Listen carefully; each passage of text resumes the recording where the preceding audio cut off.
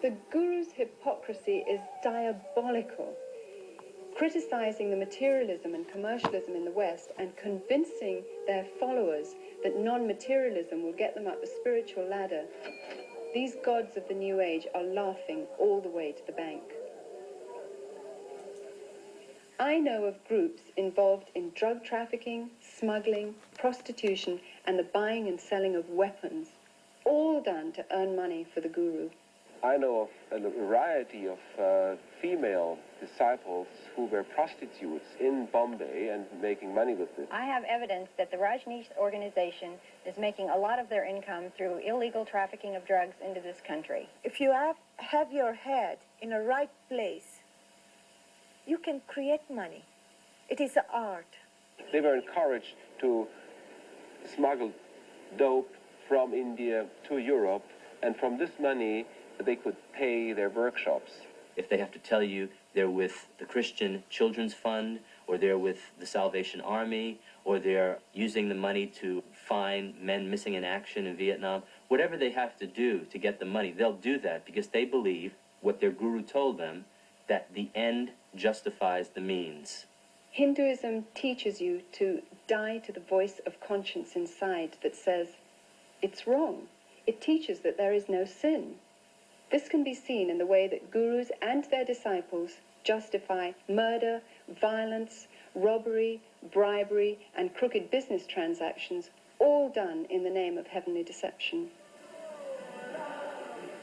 People were encouraged not only to spy on each other when they were not properly surrendering to the master. People were encouraged to lie to each other. The mail is censored. We know of bribery with local politicians. People undergo, as I did, a change in their value system and become confused about what is right and what is wrong. Another danger that you can see in a lot of the Eastern thinking is the sort of syncretism and the failure to make distinctions so that you transcend not just right and wrong, but this and that. And I think it's very important to say there are distinctions, not just between right and wrong, but between all sorts of things, to think critically, to think clearly. The whole philosophy of Hinduism is very relative. There are no absolute moral standards upon which to act. Your feeling of right or wrong would change according to your level of consciousness. You can become so completely under the power of this particular person that you refuse to think, or if you like, you're unable to think. You can lose the power to take decisions of any sort, no matter how trifling, in any area of your life. Sally Belfridge, former resident of Rajneesh's religious community in India, wrote of her disillusionment in her book, Flowers of Emptiness. I felt more and more kind of drawn into this emptiness of his. It's impossible to describe. It's more than charisma. Charisma doesn't do it justice at all. It's more than an aura. I really believe that he knew something I didn't, that he was on a plane that I was not. They ask you for total and also brainless obedience and worship because they are God and they are more than human, and you have to follow these gods. You are not asked to deal with your brain and to ask questions. I discover with amazement and dismay the readiness of people to submit. So many people in the world feel that they've got to fling themselves headlong and believe and give up their autonomy. People love to give up this heavy freedom that we have to carry with all the decisions and the effort it implies. Freedom in the East is freedom from individuality. So it's a detached freedom that has no high place of man. And a lot of the Eastern way of thinking is like a sort of mist that folds in, or it's been described as an embrace that smothers any differences. I found that I lost my identity somehow. He had no identity. He was a sort of conduit to the infinite. And I was somehow at the receiving end of something very strange and extraordinary.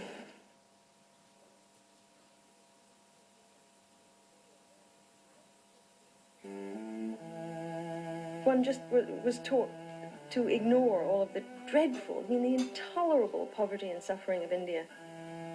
There were beggars clustering around the gates of the ashram, day and night, children starving, living in little huts, surrounding what was supposed to be a religious community. The contradiction was disgusting to me, but most of the sannyasins failed to notice it. It appeared not to bother them in the least. It is part of the world of illusion, and the goal is to withdraw and detach yourself from it. So there's no high view of, say, social action or compassion or an outraged concern to see justice in this world. On the contrary, if you do things like that, very often you're just tinkering with a person's karma. They believe that when a person suffers, that is what he's due as a result of the law of karma, because you've done something very sinful in this lifetime or in a past lifetime. So there's very little compassion. I was a member of the Social Service League at the college, and we were trying to do what we could to help people in the villages. A gentleman who was head of the Department of Hindi came around to us and said, "Why are you doing this? These people who are suffering in the villages, sick or diseased or whatever, have come to earth in this state because they have done something wrong in their past lives. Now, no matter what you do to them, if you cut short their suffering in this life, what will happen is they will simply come back in their next life in the same state or a worse state. So you're really wasting your time." We feel that the cause of suffering is within, and so to allow people to experience peace themselves, we teach courses in meditation. They seek to escape suffering by numbing their emotions and compassion through meditation. Maharishi, TM's guru, once said that a hungry person can become a happy hungry person through practicing meditation. Although the Hindu tries to convince himself that suffering is only in his mind, an illusion as he calls it, maya, at the same time he believes that he has to suffer again and again by forever being forced to return to this world through reincarnation. There is no escape from this endless wheel of samsara, life and death, because in Hinduism, unlike Christianity, there is no forgiveness, because there is no sin. Therefore, sadly, also, there is no hope. All the gurus that I know of in the Western world teach reincarnation, a doctrine very central to Hinduism. Reincarnation is all about dying and coming back to this world in one form or the other. Hare Krishna people believe in transmigration of the soul, as they prefer to call it, traveling from body to body to body. These physical bodies don't last forever, even though the soul does. So in the same way that a driver needs to change cars, in the same way we need to change from one body to another. Gandhi called reincarnation a burden too great to bear. Yet it is being eagerly embraced in the West in diluted form, as part of a patent blend of Hinduism and Zen Buddhism, camouflaged with psychological terminology.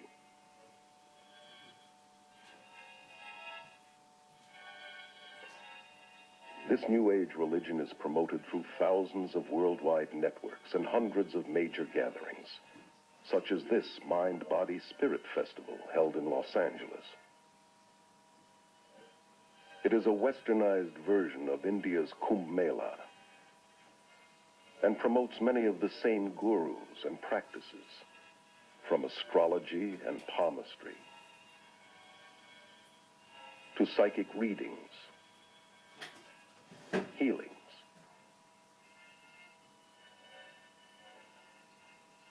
and meditations. The festival, now international, was started in London in 1977 by Graham Wilson. He explains the New Age interpretation of reincarnation as an upward evolution to a higher species of mankind. We don't just reincarnate as an individual soul into a new body each time, but more of there's a collective consciousness of souls, which is why I think we have access to a lot more information than we realize. Either one has to believe in reincarnation or resurrection. They both could not be true at the same time. There are those who believe that Jesus was a reincarnation of Krishna or Buddha or some other great master of the past, but the Bible would absolutely refute that. Until the early 60s, only an elite few in the West believed in reincarnation. Today, this belief is accepted by nearly 25% of Americans and about 50% of Europeans. Likewise, yoga was once practiced mainly by an occultist clique in America and Europe. Now, over 19 million Americans and millions more in Europe are actively involved in some kind of Eastern meditation. Altogether, 60 million Americans have incorporated Eastern philosophies into their worldview. The Bible teaches that Jesus came once and for all. When he died, he did not reincarnate, he resurrected. It is appointed unto all men to die once, and after death comes the judgment of God. I noticed that in the Western world, reincarnation has become something of a fad. However, in India and in Asia as a whole, reincarnation is certainly not a fad, it is a form of punishment. Within Hinduism, reincarnation is considered to be a terrible concept.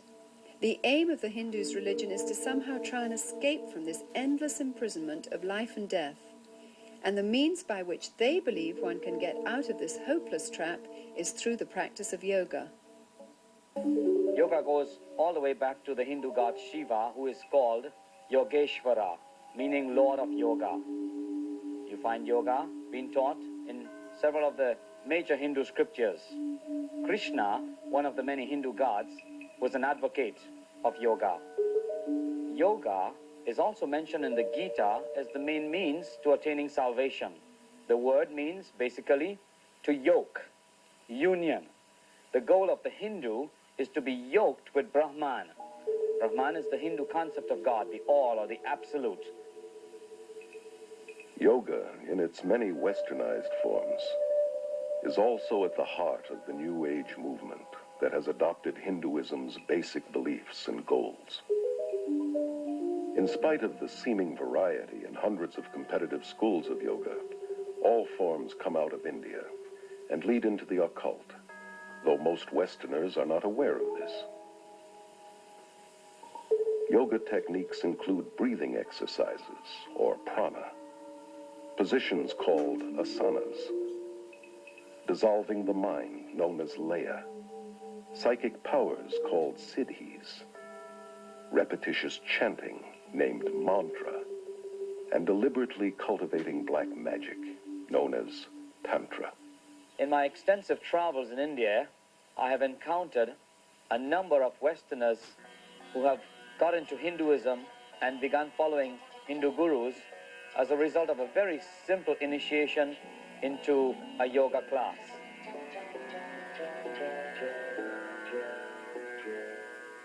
Yoga is in many ways the heart of Hinduism.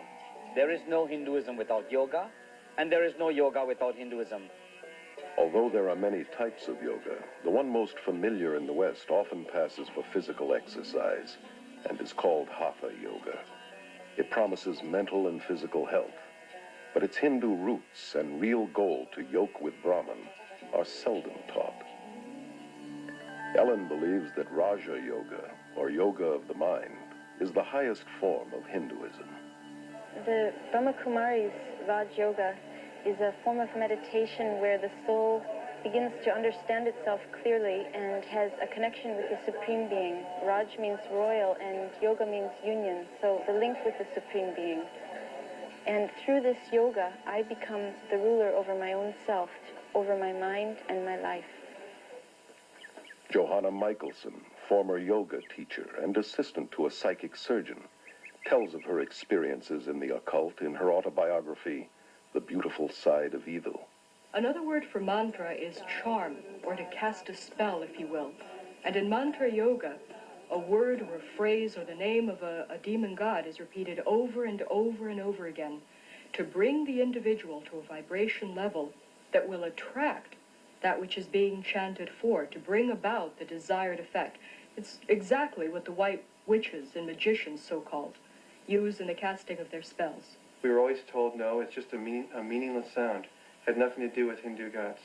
But every time a person would sit down, they'd be invoking a Hindu god by thinking that mantra over and over again, be stronger in their life.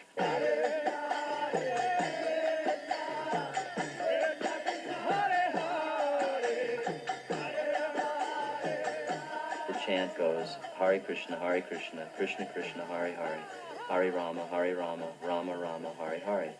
108 mantras is one round, and they chant that 16 times a day. That takes 2 hours to do every day.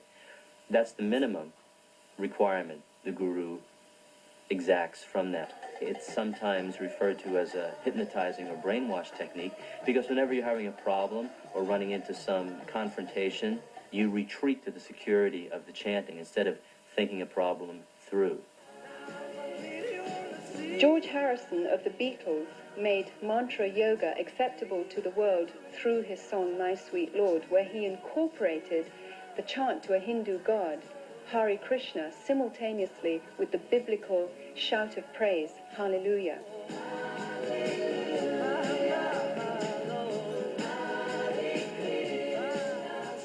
He said he did this deliberately to show that both religions are the same and to make Hinduism more acceptable. To pretend that all religions are the same is dishonest, as is the merger of various religious techniques. For instance, more and more Christians use the name Jesus much like a mantra. They claim that it's a tool to get them into the presence of God. Jesus said that repetitious prayer is not acceptable to God. Maharishi Mahesh Yogi, originator of TM, claims to have put Eastern meditation on the mystical map. With over 3 million followers, TM is the largest guru movement ever to invade the West. The Beatles' much publicized visit to Maharishi's community in India in the 60s convinced their millions of fans that TM, the so-called scientific yoga, was an even more powerful way to bliss consciousness than drugs. What makes TM unique and different from any other practice that's going on today is that it offers enlightenment very quickly. It offered a jet ride, you might say, to self-realization. I started experiencing being lost in this state of awareness called the absolute. In essence, Maharishi taught that we all come from that nothingness, and that is the source of all our consciousness, of all of our thinking and everything we do. Maharishi's primary thrust is the marketing of his Siddhi Yoga, which is designed to develop psychic powers such as levitation. These courses, like most guru programs, cost thousands of dollars. Rob was able to finance his advanced training through government student loans, totaling $6,000. During these sessions, it's a very strange environment. People speak in tongues, they yell and they scream, they talk in foreign languages. It's like a madhouse, and it's real crazy. Everyone bouncing around on foam pads, flying up in the air. Rajneesh is one of India's most controversial gurus, largely because of his endorsement of shocking sexual practices as a prerequisite for salvation. His brand of yoga, called dynamic meditation, is a New Age combination of Hinduism and psychotherapies. This exercise, involving rigorous breathing and hyperventilation, is designed to arouse the serpent force called kundalini, which the gurus believe lies coiled at the base of the spine.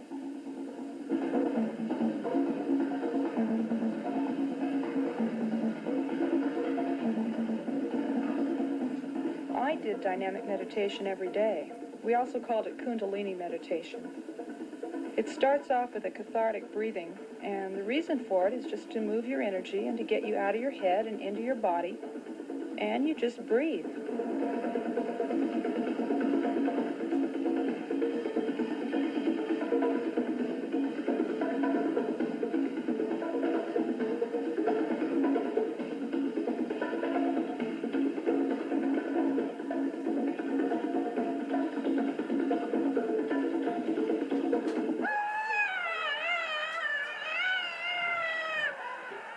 The next phase, the screaming phase of dynamic meditation, feels like when you finally had an opportunity to throw a tantrum when you were a little kid.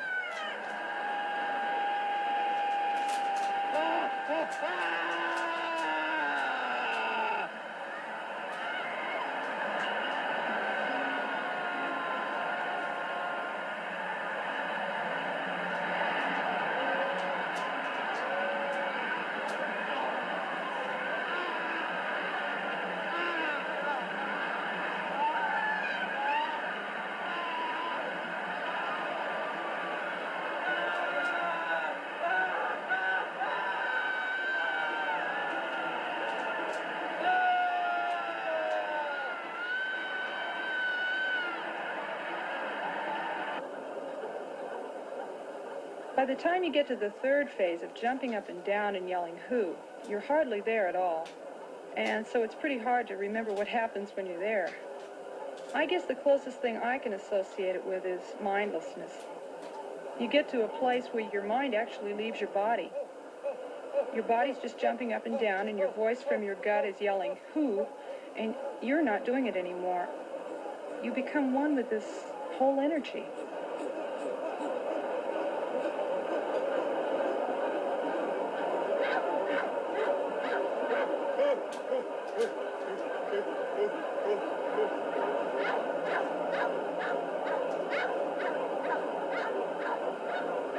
The next phase in dynamic is the quiet space. Someone yells stop, and you've just been doing 30 minutes of intense catharsis. And what happens after being in such incredibly intense movement for so long is just a feeling of peacefulness and stillness. My mind actually stops, and I feel a oneness with the whole universe. There have been glowing reports published giving credit to the gurus and their pseudo-psychological techniques, but neglecting to mention the thousands of cases of emotional and mental breakdowns, insanity, suicide, beatings, murder, rapes going on in guru centers, various guru centers worldwide. It is alarming to realize these dangerous techniques for enlightenment are being incorporated in psychotherapies, self-help seminars, and are even being accepted in mainstream Protestant and Catholic churches and seminaries. One of the fastest growing yogas in the West today is Tantra. Seductively offered as an exotic means for enhancing one's sexual experiences. Like all yoga, it is designed to provoke possession by Hindu spirits in order to break the chain of reincarnation. In Tantra, advanced disciples indulge in the most degenerate behavior, from human sacrifices to sexual perversion and sorcery. Tantra yoga is the extreme expression of Hinduism. If you will, it's the black and so-called white magic, in which the Shakti, the Kundalini force, is aroused, the psychic powers that accompany it are in full bloom, and the individual, depending on his personal preference, can channel this force either into the black magic, which includes rites of meditating upon severed heads, human heads in India, and eating bits of flesh and the unconsumed parts of the cremation rites and other practices, horrifying practices. Or they can take it into what they call the white magic part of it, in which they are using this power, this force, for healing, for the benefit of mankind, if you will. Yet Anton LaVey, the Pope of the First Church of Satan, has said it very explicitly. He said that to believe there's any such thing as white magic is mythology. There is no such thing as white magic. All of it has its source in occult psychic power, and it has nothing whatever to do with God. Toby is a yoga teacher at the Scandinavian Yoga and Meditation School in Aarhus, Denmark, which promotes Tantra yoga. Tantra means to free the mind through expanding the awareness. That means to be able to meet more and more of the reality in everyday life. Although yoga is sold to the West through various gimmicks and techniques, its basic occultism remains the same. The hope of immortality is at its heart, and the dream of realizing one's own inherent divinity is its ultimate purpose. Becoming a Christ, they call it. Despite the claims that yoga is only physical and non-religious, it is the very essence of Hinduism's spirituality. It eventually leads to the realm of the spiritual, to meditation, where the person looks into himself to find the true self, and in finding the true self, he believes he's finding God. You know, the frightening thing to me now, as I look back, is I started having the experience that I was God. And as God, I could completely structure my life and my universe exactly the way I wanted it. Dave Hunt, noted author and lecturer, is one of America's leading experts on the New Age. His books include the bestseller Peace, Prosperity, and the Coming Holocaust. He explains that Hinduism is based upon the same ideas that the Bible says the serpent introduced to Eve in the Garden of Eden. The yogis teach the same lies that the serpent in Genesis 3 deceived Eve with, that death is merely the doorway to reincarnation, and that humans can become gods. This is either an unbelievable coincidence or an unmistakable identification of the mastermind behind Eastern mysticism. This mastermind is called Satan in the Bible, and is also known as the serpent, the ultimate power of Hinduism, symbolized by the serpent, is glorified and worshipped in Hinduism. We see God as the form of light, and the name Shiva is used by our group, but meaning incorporeal being, radiating peace, radiating light, love to the whole world. In India, Shiva is known as the god of destruction. He haunts the cremation grounds and wears a necklace of human skulls and wears serpents in his hair. His power is worshipped. Hindu texts describe the power as the fiery serpent within, called Kundalini. Many people are talking about Kundalini, and really it does mean energy. That means whatever you call it, it is about energy. To take away blocks in your energy system so you are able to function in a more effective level. The serpent has been known as energy or the force and worshipped as the symbol of wisdom and immortality in every religion and culture. Only in the Judeo-Christian Bible is the serpent identified as deceiver, destroyer, arch-enemy of God and man. The old dread and fear of the serpent is being subtly removed from our culture. Even children in schools are being taught to accept the snake through yoga positions like the cobra. Michelle, could you show us how we do the cobra? That's it. Arch your back. That's good. Look forward. Good. You hold it for a second. The breathing exercises are designed to teach you to absorb the prana, the energy life force in the cosmos, to channel it into the chakras, the psychic channels, thus awakening the Shakti force, the Kundalini force, and bringing about those psychic powers, which are such an integral and prevalent part in yoga. So very slowly, let's breathe in through our nose. Very slowly. Breathe in. Breathe out. There are many dangers in the breathing techniques. Even the writers and the proponents of these exercises are quick to warn that not only do these things trigger emotional and mental diseases, which have been known to place people even in insane asylums for the rest of their lives, but they also recognize that these exercises can open your soul and your mind and your entire being to a takeover by demonic forces. The followers of the gurus themselves have been forced to form an emergency spiritual network of 4,500 MDs and psychiatrists to treat those who are freaking out on Eastern mysticism. Many people don't realize this, but it's terribly dangerous to go into a meditative state in which the mind is simply left blank, and that ultimately is the purpose of the meditations in yoga. It's like opening the door to a room. Whatever comes through, you have no control over. Many argue that certain yoga techniques can be used as merely exercise, yet that is not yoga's intention. It can be compared to joining the military. While a soldier may get stronger and more vigorous, the purpose of the army is certainly not healthcare. The aim is to learn how to kill. And so it is with yoga. All yogic exercise was designed to kill the will, mind, and emotions, hence releasing the soul from the endless cycle of reincarnation. I thought I was being strengthened, but what I was really doing is flipping into an altered state of consciousness, a form of self-hypnosis, which is very weakening to the mind and to the body. But this weakness made me afraid to give it up. The biggest danger I found in practicing transcendental meditation was the dependency on the technique itself. It's kind of like drugs. A drug addict doesn't want to give up his drugs, and because the experience is so pleasing, and he feels his life will crumble around him if he doesn't have it. I thought I'd have the experience of like leaving Shangri-La and all of a sudden turning old and weak and disintegrating. I was afraid that I would lose my clarity and my energy. But little did I know that when I did give it up, I gained all these things that I never had when I meditated.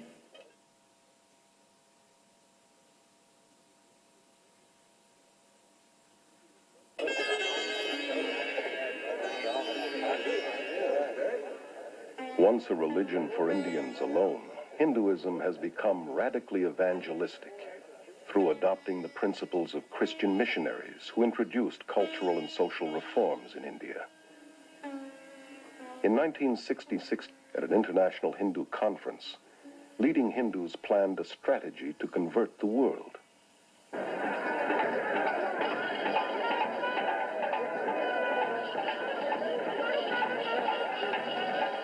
The gurus were chosen as the first crusaders,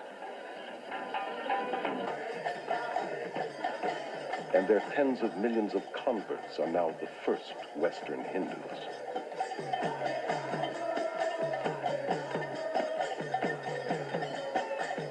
At the World Congress of Hinduism in 1979, a spokesman declared that our mission in the West has been crowned with fantastic success.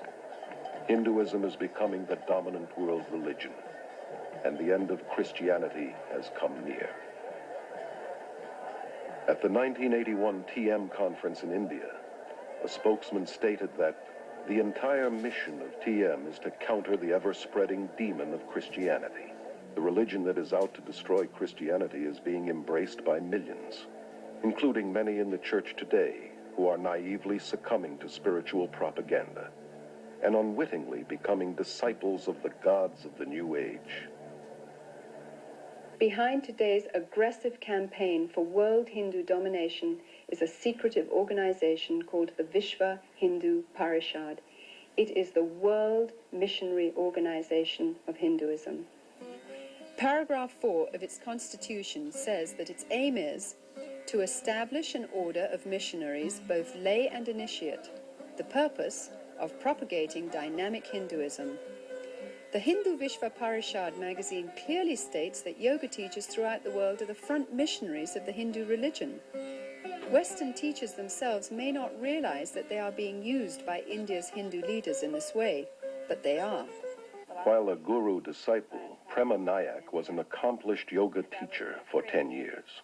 Yoga teachers are blind leading the blind.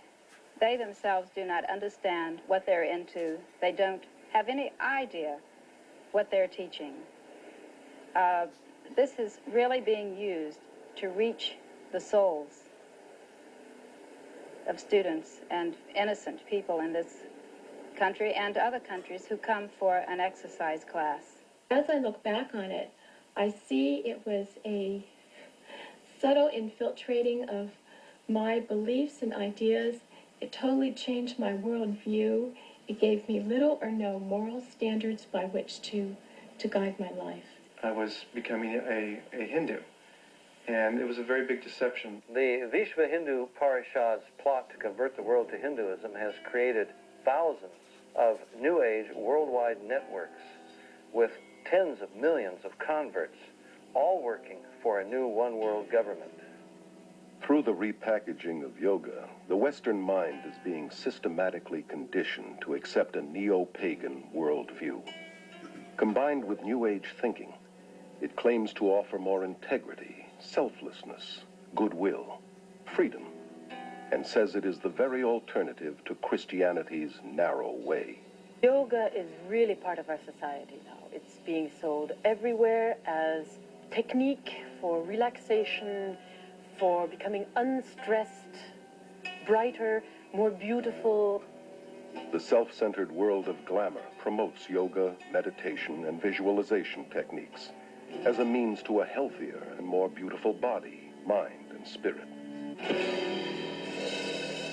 Spirituality is in, but with an anti-biblical meaning.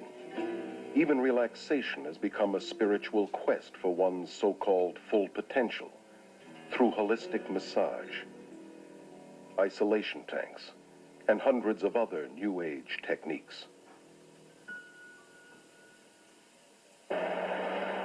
Most of the 2,000 YMCAs across America offer yoga classes.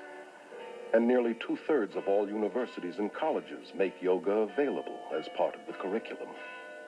Many of the people practicing yoga that I have met say to me that they only practice it because of the physical benefits.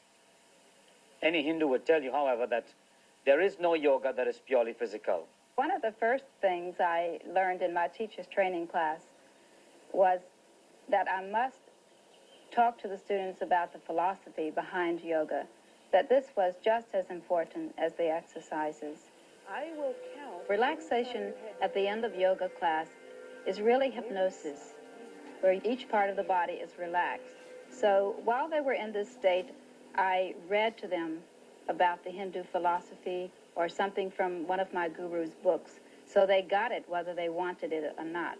Yoga exercises were not designed for physical fitness, but to realign the serpent force within the body, to achieve godhood, that yoking, which is what yoga means, with Brahman.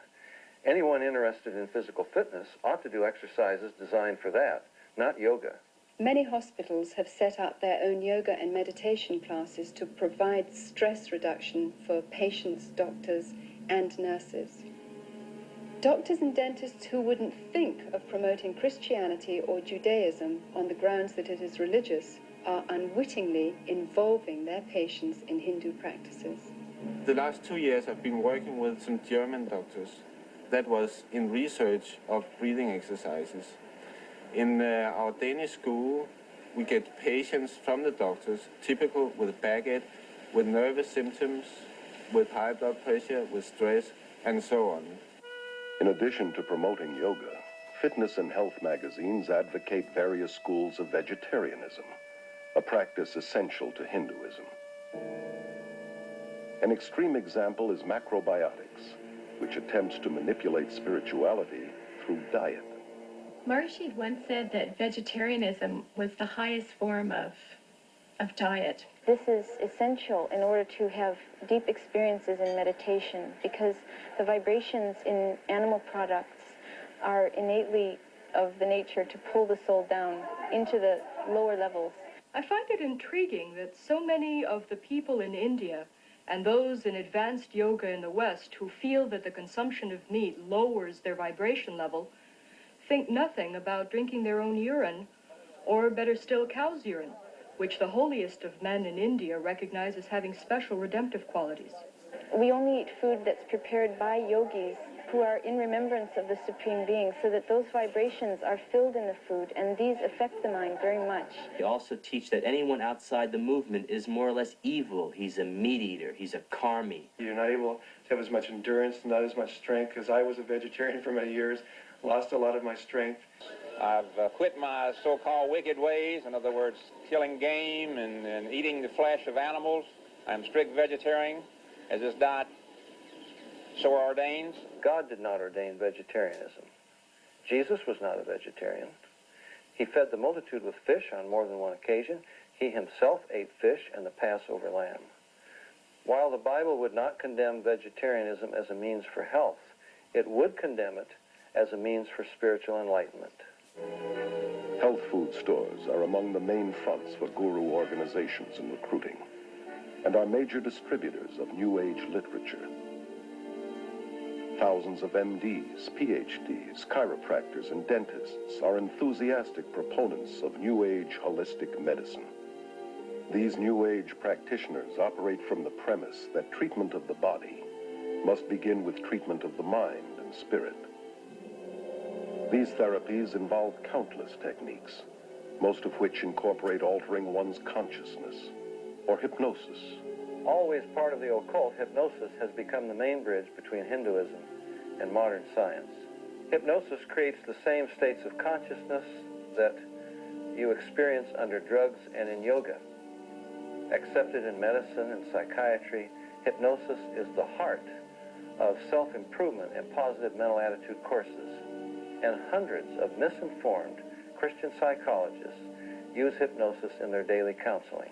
Even in the church today, faith in God is being replaced by faith, in our positive thinking, in the idea that somehow if I can make myself believe that something will happen, then it really will. This is a counterfeit of the true faith. Many believe that hypnosis is okay if used by qualified counselors. Somehow used by the right people makes it scientific and not occultic. So Christians naively use it, as do many of the new consciousness movements like Est, Scientology, mind dynamics, silver mind control, and alpha brainwave training. In pursuit of Freudian myths, psychiatrists use hypnosis to regress patients back into their childhood and into the womb where they relive the traumas of their birth, despite the scientific fact that the prenatal, natal, and early postnatal brain is not sufficiently developed to carry memories. I did indeed experience my original birth thought, but I felt it wasn't enough.